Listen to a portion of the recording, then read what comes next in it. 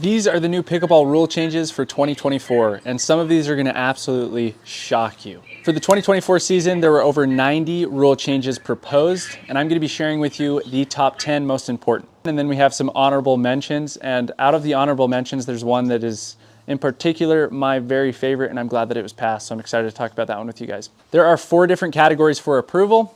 The first is failed, the second is held for further review, the third is passed, and the fourth is passed with modification. The way that it works is there's a rules committee, and they all get together and they vote on these rules, and then it ultimately comes down to the board of directors to decide on which rules are passed and which rules are failed. Today we're going to focus on the most interesting ones from each category. First is rally scoring for singles and doubles. This one was held for further study, and it looks like we'll probably see a change in 2025. The rules committee stated that rally scoring appears to work well for singles and should be an option that tournament directors may choose.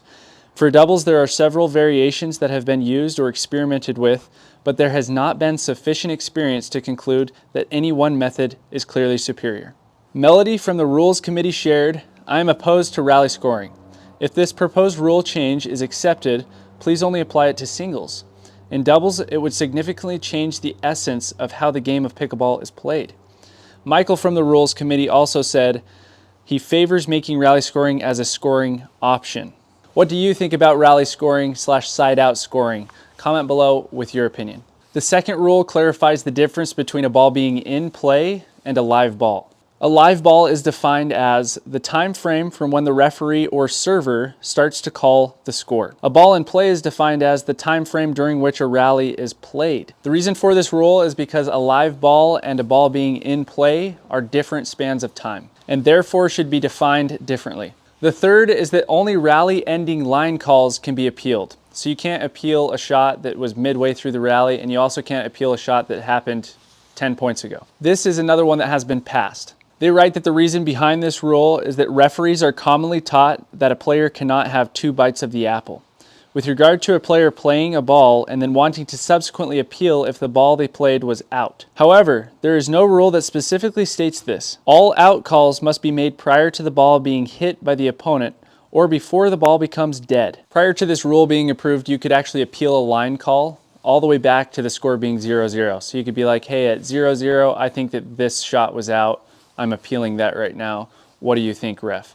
And typically this doesn't really work with, normal tournaments, but in the professional level where stuff is being recorded, they can go back and look at that specific shot.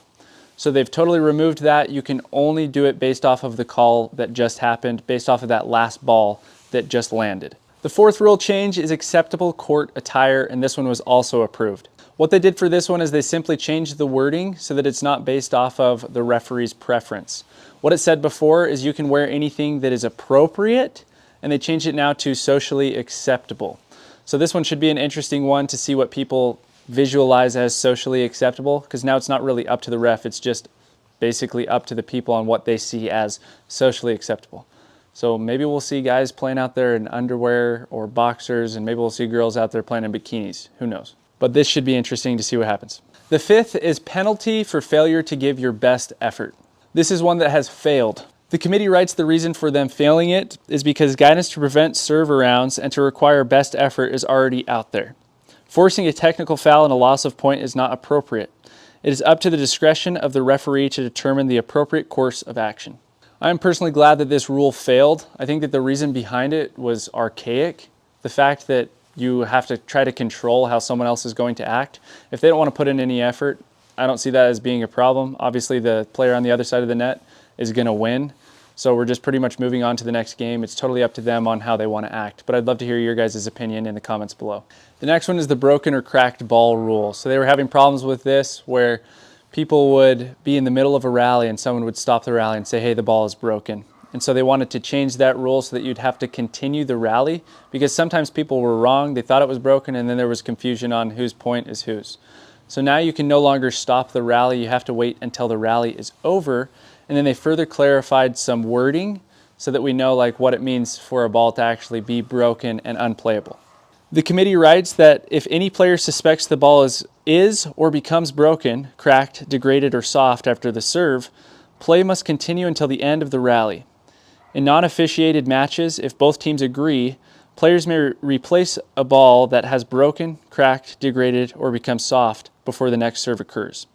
In only the case of a broken or cracked ball, if the player agrees the broken or cracked ball impacted the prior rally, a replay occurs. And then what I found to be the most interesting part is this.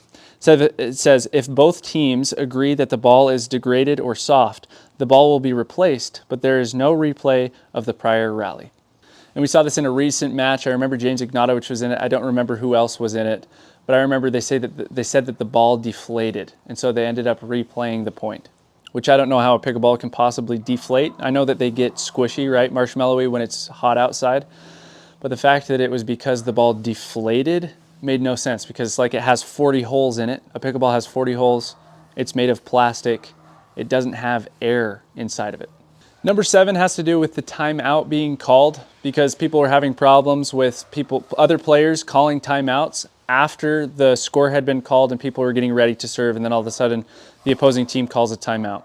So what was proposed is that it has to be done before the referee or the opponents call the score. This ended up failing, which I'm not exactly opposed to. I think if you call a timeout before they serve, I think that that's sufficient, but let me know what you guys think. But I can definitely see why it was proposed, and I'm honestly surprised that it wasn't passed. Number 8 was another interesting one. They wanted to expand the definition of a two-handed shot. They wanted to specifically tell you that you couldn't put your hand in certain positions, that your hand had to be on the handle, so it couldn't be up on the face of the paddle. This one ultimately failed, thank goodness, because that makes absolutely no sense. I don't think the handles are long enough. I mean, maybe there's one paddle out there where the handles are actually long enough that you can put both hands on, but what I'm thinking of is the Gamma. It's one of the Gamma ones, has a super long handle. Other than that, it would mean that nobody could have a two-handed backhand. Number 9, this is one that passed, but it's failure to change ends on a third game at either 6 points, 8 points, or 11 points. The reason behind this one is because there's no rule, there's no clarification on if you forget to change ends at 6, let's say, and you're playing to 11, there's no rule that says, okay, change ends and nobody's penalized for it.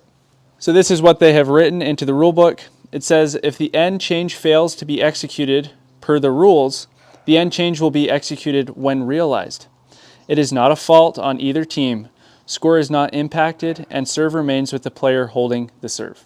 This brings us to number 10, and then we have some honorable mentions. And out of the honorable mentions, there's one that is in particular my very favorite, and I'm glad that it was passed, so I'm excited to talk about that one with you guys. But starting with number 10, this has to do with nets that go all the way to the ground. They write that, except on the serve, a replay shall occur if the ball goes over the net and A, hits the center base, B, hits any part of the horizontal bar, C, the ball gets caught between the net and the horizontal bar, D, hits a deflecting net, or E, hits a net draping on the ground. So I think this is interesting. I'm not sure why there are nets that drape all the way to the ground. That's definitely a tennis thing, but I like nets that have that little gap so that you can just scoot the ball underneath them. I'm not sure why they're even creating nets that go all the way to the ground. If you guys know why, let me know in the comments, because I'd be interested to find out.